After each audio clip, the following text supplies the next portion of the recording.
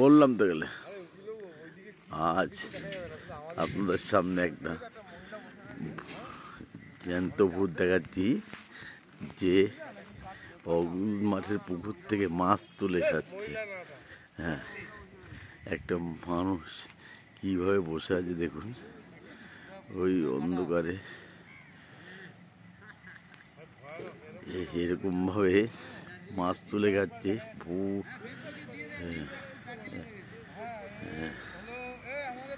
এরকম দেখুন, সচরাচর দেখা যায় না, সামনে যাওয়া যাচ্ছে না ভয়ে। ঠিক আছে, পুরো নিউ বারাকপুর আজকে দার্জিলিংয়ের মতো, এদিকে মানুষ আসছে ভয়ে, সব লোক ডাকছে।